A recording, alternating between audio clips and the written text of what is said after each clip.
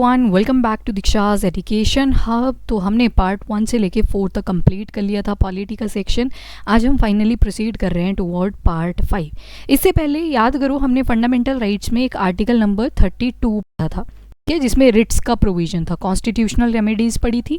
तो उसमें अपने नोट्स में एक और चीज़ ऐड कर लेना जो मुझे ध्यान नहीं रहा था बताने को, कि जो रिट्स होती हैं सुप्रीम कोर्ट तो करता ही है एज़ पर आर्टिकल नंबर 32, पर इसके अलावा जो आपके हाई कोर्ट हैं वो भी 226 आर्टिकल के तहत रिट्स को इशू कर सकते हैं। फॉर एग्जांपल अब इंडिया में सुप्रीम कोर्ट तो जाके दिल्ली में है, फिर अब किसी को मान लो केस फाइल करना है फ्रॉम आंध्र प्रदेश, तो वो थोड़ी इतने दूर आएंगे चल के।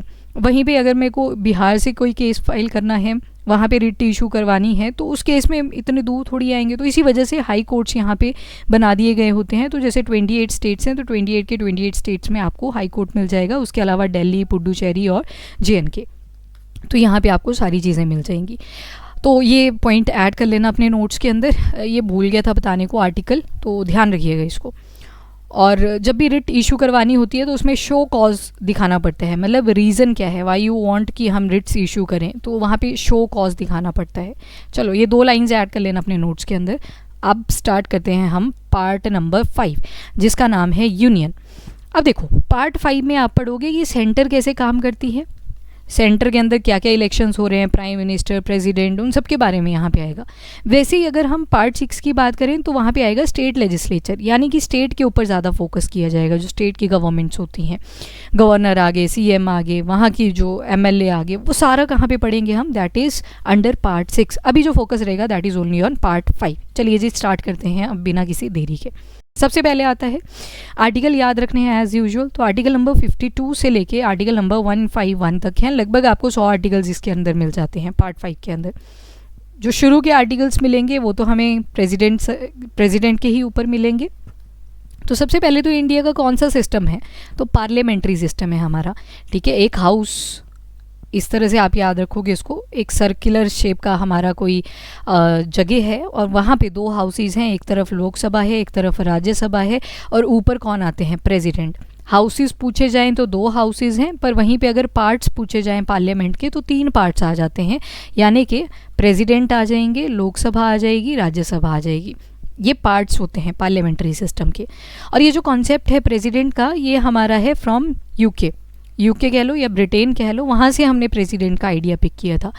जो प्रेसिडेंट की पावर है इंडिया के अंदर वो सिर्फ एग्जीक्यूटिव लेवल पे है। जो डिसीजंस होंगे वो तो PM plus council of minister की एड एंड एडवाइस पे ही होंगे, और जो सिग्नेचर्स होंगे वो कौन करेगा, प्रेसिडेंट। तो मतलब जो वास्तविक पावर है हमारे इंडिया के अंदर वो प्राइम मिनिस्टर के पास होती है, पर जो औपचारिक पावर होती है यानी कि सिग्नेचर वगैरह का काम उनकी से लगेगी, तो वो काम किसका रहता है, वो प्रेसिडेंट का रहता है।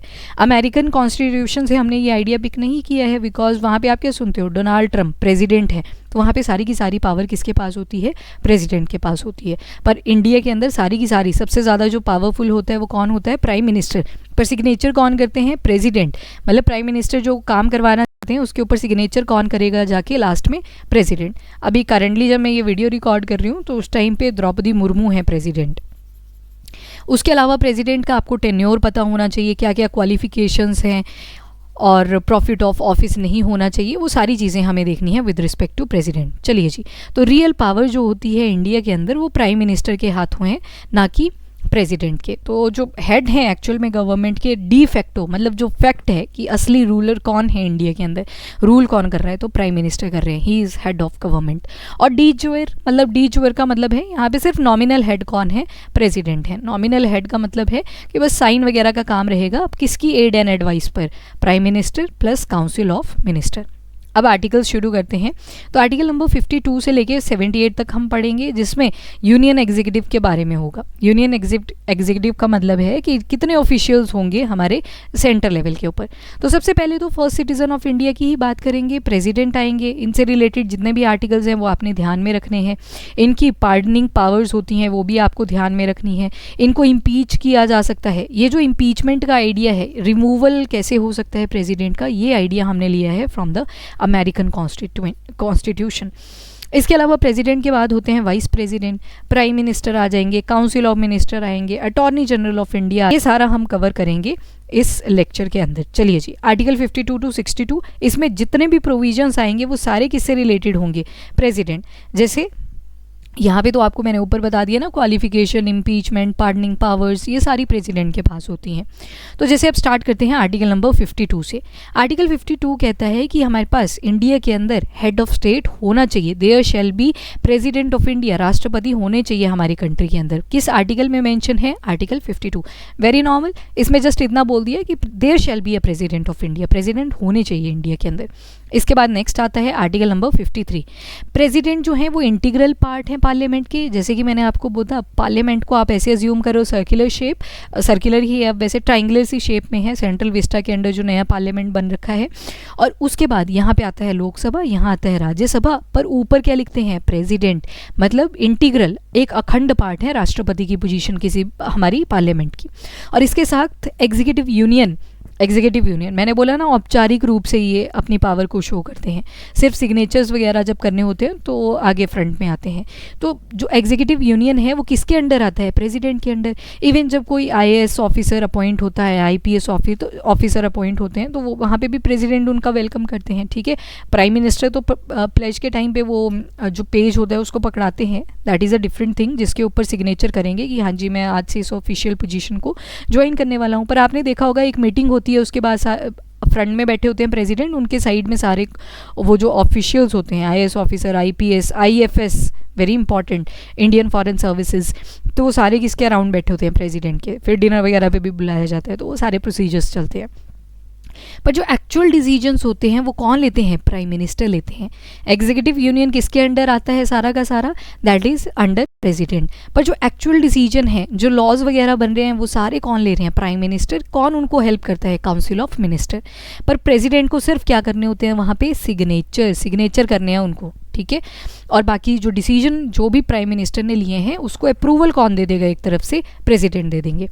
तो इससे हमें एक चीज़ और पता लग रही है, कल को प्रेसिडेंट को कोई डिसीजन ना पसंद आए प्राइम मिनिस्टर का, तो उनके पास एक पॉकेट वीटो नाम की पावर होती है, वो अपनी जेब में रख लेते हैं उसको कि अभी नहीं, मेरे को इसके ऊपर सोचने दो, फिर मैं देखूंगा कि सिग्नेचर करने हैं या नहीं करने हैं, फिर मैं देखूंगी सिग्नेचर करने हैं या नहीं करने हैं, ठीक है। चलिए जी, तो आर्टिकल 52 में हमने क्या देखा, there shall be president of India. Article 53 के अंदर हमने देखा कि एग्जीक्यूटिव यूनियन जो है वो सारा प्रेसिडेंट के अंडर आता है, पर जो डिसीजंस हैं वो एक्चुअल में प्राइम मिनिस्टर लेते हैं, और सिग्नेचर जो है उसके ऊपर वो कौन करेगा, प्रेसिडेंट करेगा। Now coming to article number 54, इसमें बताया गया है इलेक्शन ऑफ प्रेसिडेंट के बारे में। इलेक्शन ऑफ प्रेसिडेंट को हम समझेंगे पूरा, मैं आपको कैसे इसको प्रोसेस को कंडक्ट किया जाता है मैं सारा बताती हूँ आपको। अभी याद करो सिर्फ इनडायरेक्ट इलेक्शन। इनडायरेक्ट इलेक्शन क्यों बोला मैंने आपको याद करने के लिए, अब देखो एक सिनारियो समझो। जब भी प्रेसिडेंट के इलेक्शन होंगे, मैंने बोला यहाँ पे कि जो प्रेसिडेंट के इलेक्शन होते हैं वो कैसे होंगे, इनडायरेक्ट, मतलब डायरेक्टली नहीं हो रहे। वैसे तो जनता चुनती है ना अपने लीडर को, पर प्रेसिडेंट को इनडायरेक्टली जनता चुनेगी। कैसे, अब यहाँ पे सिटीजन्स को हम अज्यूम कर लेते हैं, डेमोक्रेसी है, to the people, for the people, by the people. Citizens क्या अपॉइंट करते हैं, MLA, member of legislative assembly, और दूसरी तरफ कौन आएंगे, एमपीज, मेंबर ऑफ पार्लियामेंट, ठीक है। स्टेट गवर्नमेंट को रन करने के लिए एमएलएज आ जाएंगे, और सेंट्रल गवर्नमेंट को रन करने के लिए एमपी आ जाएंगे। फॉर एग्जाम्पल यहाँ पे इंडिया है, यहाँ दिल्ली है, दिल्ली में बैठती है ना अपनी सेंट्रल गवर्नमेंट, तो यहाँ पे सारे कौन बैठते हैं, वो पार्लियामेंट के अंदर, मेंबर ऑफ पार्लियामेंट्स। और नीचे जो स्टेट गवर्नमेंट्स है, मान लो यहाँ पे महाराष्ट्र है, गुजरात है, यहाँ पे कौन होंगे, यहाँ पे होंगे एमएलए। सबको अपॉइंट किसने किया, तो सिटीजन्स ने किया, राइट। अब जब प्रेसिडेंट के इलेक्शन होंगे तो अब यहाँ पे सिटीजन डायरेक्टली उनको इलेक्ट करने के लिए नहीं आएंगे, तो कौन जाएगा, ये एमएलए और एमपीज जाएंगे, ठीक है। That is very important. जिन सिटीजन्स ने एमएलए एमपीज को अपॉइंट किया था, अब वही लोग क्या करेंगे, वो जाके प्रेसिडेंट को अपॉइंट करेंगे, इलेक्ट करेंगे, इलेक्ट, ठीक है। अपॉइंट नहीं होंगे, इलेक्ट होंगे, यानी कि वहाँ पे भी वोटिंग होगी प्रॉपर। इसी वजह से इस मेथड को हम बोलते हैं इनडायरेक्ट। अगर लोगों ने चुना होता अपने प्रेसिडेंट को तो फिर वो डायरेक्ट टाइप ऑफ इलेक्शन होते प्रेसिडेंट के, पर इनडायरेक्ट है। पहले जनता ने एमएलए एमपीज को चुना, अब एमएलए एमपीज ऊपर जाएंगे और प्रेसिडेंट को चुनेंगे, ठीक है। इसी के साथ दो तीन चीज़ें और समझ लो, फिर आपने सिर्फ आर्टिकल्स ही याद करने हैं, ज़्यादा नहीं करना है अपने ने फिर, ओके। कौन कौन पार्टिसिपेट करेगा प्रेसिडेंट के इलेक्शन में, आर्टिकल नहीं मैं अभी बता रही, एक बार प्रोसीजर देख ही लो कि कैसे कैसे प्रेसिडेंट का इलेक्शन होता है, एक सीक्वेंस में देख लो, फिर आर्टिकल्स ही लर्न करने हैं आपने। तो सबसे पहले तो पार्लियामेंट ड्रॉ कर लेते हैं एक तरफ, और एक तरफ स्टेट लेजिस्लेचर। यहाँ पे आ गई अपनी पार्लियामेंट और यहाँ पे आ गया स्टेट लेजिस्लेचर। ठीक है जी। अब पार्लियामेंट के अंदर 2 houses, Lok Sabha, Rajya Sabha. State legislature में भी कई जगहों पे सारी जगह पे आपको विधानसभा मिलेगी, पर विधान परिषद सिर्फ 6 स्टेट्स के पास में है। स्टेट लेजिस्लेचर में करेंगे बिहार हो गया, आंध्र प्रदेश हो गया, वो सारी स्टेट्स, तो उनको बाद में करेंगे। तो जब भी प्रेसिडेंट के इलेक्शन होंगे तो कौन कौन जाएगा? एक तो लोकसभा के मेंबर जाएंगे, मेंबर ऑफ पार्लियामेंट्स कहाँ के? लोकसभा के। राज्यसभा के भी जाएंगे, ये 2 हो गए। और इसके अलावा स्टेट लेजिस्लेचर में से सिर्फ विधानसभा के जाएंगे, विधान परिषद वाले नहीं जाते। जैसे कि मैंने बोला, विधान परिषद हर स्टेट में है ही नहीं, अभी करंट टाइम पे सिर्फ 6 स्टेट्स के पास है। तो ये तो पार्शियलिटी हो जाएगी ना, कुछ स्टेट से जा रहे हैं, कुछ में है ही नहीं विधान परिषद। तो या तो पूरे इंडिया के अंदर विधान परिषद के मेंबर्स होने चाहिए, तभी ये पार्टिसिपेट कर सकते हैं प्रेसिडेंट के इलेक्शन में। तो यहाँ पे हमने क्या देखा कि प्रेसिडेंट के इलेक्शन में कौन कौन पार्टिसिपेशन करेगा? लोकसभा, राज्यसभा और साथ में विधानसभा। अब जैसे 2 एंग्लो इंडियंस आ जाते हैं लोकसभा के अंदर, एंग्लो इंडियंस। अब तो ये सीट खैर खाली रहती है, तो इनको तो अपॉइंट किया होता है प्रेसिडेंट ने, ये प्रेसिडेंट के रिकमेंडेशन पे ही होती हैं सीट्स फिल। तो ये लोग पार्टिसिपेट नहीं करते from the Lok Sabha side. Lok Sabha से ये 2 लोग नहीं जाएंगे, बाकी सब जाएंगे। वैसे ही राज्यसभा में 12 लोग होते हैं जिनको नॉमिनेट किया होता है। ठीक है, आर्ट की फील्ड में है कोई, साइंस की फील्ड में कोई रिनाउंड साइंटिस्ट है, वो भी आना चाहते हैं यहाँ पे, रोल प्ले करना चाहते हैं। तो ये 12 नॉमिनी जो हैं, इनको कौन अपॉइंट करते हैं? अगेन प्रेसिडेंट करते हैं। तो ये भी पार्टिसिपेट नहीं करेंगे, बाकी सब जाएंगे। सेम इन विधानसभा, यहाँ पे भी जो एंग्लो इंडियंस होंगे उनको अलाउ नहीं किया जाएगा in the participation of president के इलेक्शन। बाकी विधान परिषद ने तो जाना ही नहीं है, तो आप वैसे ही याद रखोगे। तो हमने यहाँ पे क्या देखा, इसको ध्यान से सुन लो, थोड़ा सा कॉम्प्लेक्स लगता है ये स्टूडेंट्स को। तो हमने क्या देखा कि जो प्रेसिडेंट के इलेक्शन है वो एक तो इनडायरेक्ट है। इनडायरेक्ट कौन कौन जाएगा? तो लोकसभा के मेंबर जाएंगे, यस। राज्यसभा के मेंबर जाएंगे, यस। विधानसभा के member, yes. Vidhan Parishad, no, Vidhan Parishad के नहीं जाते। और कौन कौन? लोकसभा से कौन नहीं जाएगा? एक्सेप्शन कहाँ पे है? एक्सेप्शन आ जाएगी 2 जो एंग्लो इंडियंस हैं, क्योंकि इनको किसने अपॉइंट किया था? तो प्रेसिडेंट ने किया था। वो तो पार्शियलिटी कर देंगे, वो तो उसी को वोट डालेंगे जिन्होंने उनको नॉमिनेट किया होगा, तो इनको भी अलाउ नहीं किया जाएगा। राज्यसभा के जो 12 नॉमिनीज होते हैं, इनको भी अलाउ नहीं किया जाएगा।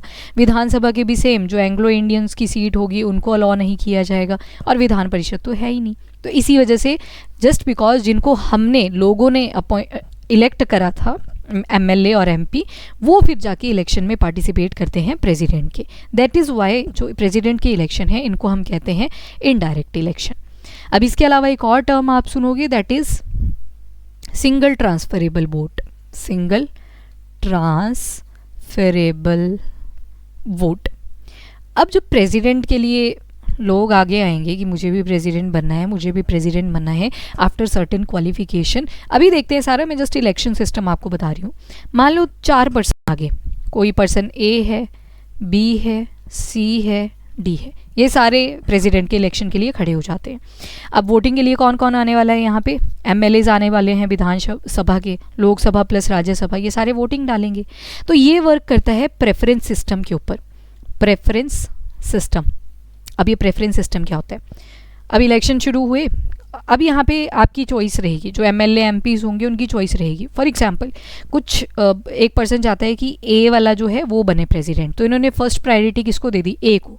पर इसका मतलब ये नहीं है बी सी डी को वो वोट नहीं करेंगे, इनको भी वोट करना पड़ेगा, इनको अलग अलग प्रेफरेंस दे दो। दूसरे नंबर पर कोई पर्सन है, वो चाहते हैं कि दूसरे नंबर पर बने ये सी पर्सन, ठीक है, तीसरे पे बी बने और चौथे पे डी बने, तो ये डी वाली प्रायोरिटी चलेगी चौथे पे।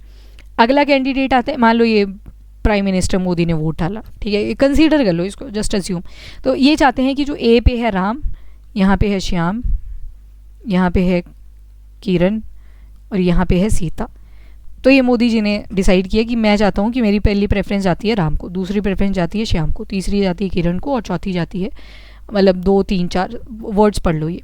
दूसरे पे गए अमित शाह, जस्ट अज्यूम करते रहो। चलो, अमित शाह चाहते हैं कि ठीक है पहले पे राम बने, दूसरे पे श्याम बने, तीसरे पे किरण आ जाए, अगेन सीता को चौथे पे रख दिया। फिर आई निर्मला सीतारमन, ठीक है, निर्मला जी को अज्यूम कर लो। निर्मला ने बोला नहीं मैं नहीं चाहती ये बने, ये कुछ इस तरह से अपनी प्रायोरिटीज़ दे गए। उसके बाद कुछ चाहते हैं राजनाथ हैं, जैसे राजनाथ चाहते हैं कि नहीं नहीं नहीं नहीं, मैं इसको चाहता हूँ कि ये पहले पे आए, ये दूसरे पे आए, ये तीसरे पे आए, ये चौथे पे आए। तो कुछ ऐसा सिनारियो अपने पास बन चुका है। अब जब वोट्स को काउंट किया जाएगा तो पहला फेज चलेगा, फर्स्ट फेज। फर्स्ट फेज में देखा जाएगा कि पर्सन जो ए था, राम था, उसको कितनी प्रेफरेंसेस पड़ी हैं नंबर 1 के ऊपर। तो यहाँ पे 1 प्रेफरेंसेस हैं टोटल 2, ठीक है, राम को जो पड़ी है। श्याम की बात करें तो 1 पे जो है इनको प्रेफरेंस दी गई है, सिर्फ 1, तो ये तो दूसरे नंबर पे आ चुके हैं। यहाँ पे अगर बात करें किरण की, तो ये तो कट्टी हो गया, क्योंकि 1 किसी ने प्रेफर ही नहीं करा है, तो इनका तो अब हो गया, यहाँ से आउट हो गई। और यहाँ पे अगर बात करें नेक्स्ट कैंडिडेट की, दैट इज सीता, सीता को भी 1 नंबर पे ही पड़ी है प्रेफरेंस। तो यहाँ पे 2 वाले को जो है वो प्रेसिडेंट इलेक्ट कर दिया जाता है। पर इन केस एक एग्जेम्पशन है। मान लो यहाँ पे निर्मला ने इसको 1 पे दिया होता और जो लास्ट वाला है इनको 3 पे दिया होता, तो यहाँ पे तो ड्रॉ हो जाता match. In case of draw के टाइम पे अब सेकंड फेज पे काउंटिंग होती है। सेकंड फेज में देखा जाएगा 2 नंबर पे किस किस को प्रायोरिटी दी गई है।